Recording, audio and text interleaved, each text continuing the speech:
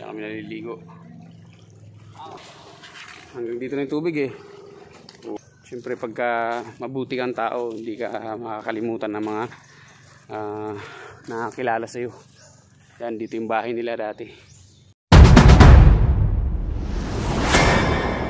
Ito na yung mga katigasin yung part na to.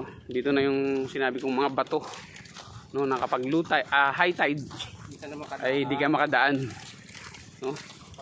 Ang hirap naman umakyat ka sa mga bato. Baka madulas ka pa. High tide. Hindi ka makadaan pag high tide. Mga katigasin yung bato. Yan. Buhay na bato. Oh, buhay na bato. Ano? Sabi no? Nalit pa yan.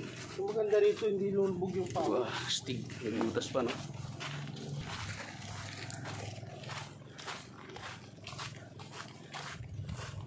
So ito mga katigasin.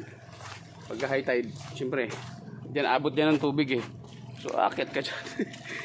Doon pa lang eh, hindi ka na makadaan. Paano pa kaya dito? So, yan.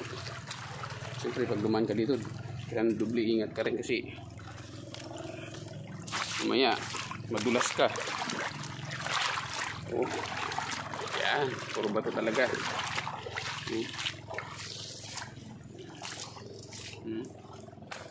Yan, makatigasin.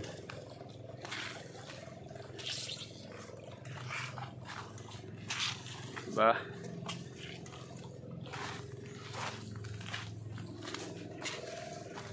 Hanggang dun to sa unahan.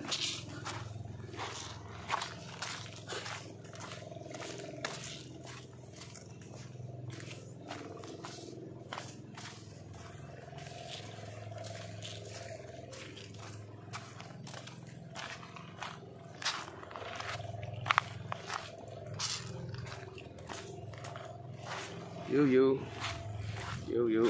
Yan mga katigasin. Wow. Grabe. Kaligo pa kami dito nun. Dito kami. Pwesto. Yan. Dito lang kami. Di ba tinawag namin na high tide para ano, makaligo kami dyan na maayos dyan. Diyan kami naliligo.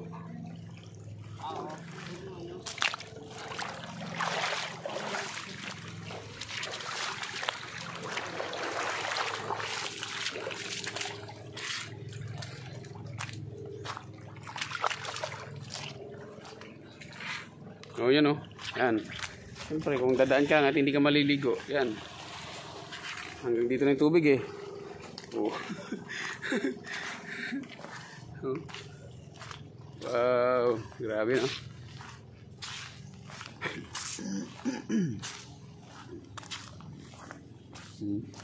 Saging pa. Saging. Yan. Grabe. Lamig dito, maano yung ano, sarap ng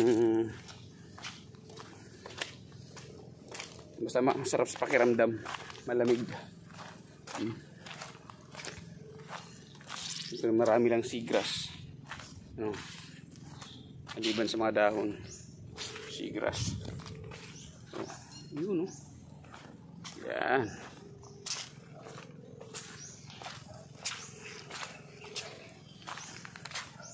Walang cut mga katigasin ha.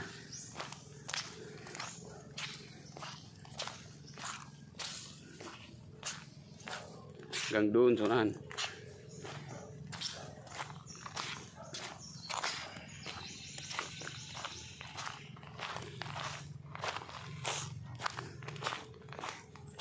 Yan dito. Hanggang dito sila. So, dati may bahayan dyan. Yan, dyan dati may bahayan dyan. Shoutout ko nga pala ang nakatira dyan dati. Classmate ko si Lara Gallego. Dito sila dati nakatira. Si Lara Gallego. At ang tatay niya ay si Cesar Gallego. Napakabait na pamilya. Mabait nila. Siyempre pagka mabuti kang tao, hindi ka makakalimutan ng mga nakakilala sa iyo. Yan, dito yung bahay nila dati. Yan. Dito sila nakatira. Wow, ito yung humaharang sa lakas ng alon. Ano pag bagyo, malaking bagay to. Humaharang dito. No? Kasi kung wala yan, baka yung dagat napunta na doon. Doon talaga. Kung wala to, mga to. Yan, mga katigasin. So yan lang mga katigasin, ano? Hanggang dito lang tayo. Yan. Kasi wala na yung mga bato. Puro na to ano, mga bakhawan. Yan. Okay mga katigasin. So napakasarap ng feeling na mapuntahan mo din yung mga lugar na noon bata ka pa, no? Napupuntahan mo.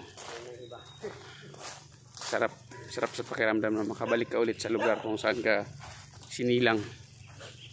Yan, mga katigasin, maraming salamat. Thank you. Shout out sa lahat ng mga friends natin dyan. Shout out buong Barangay Bulata. Shout out.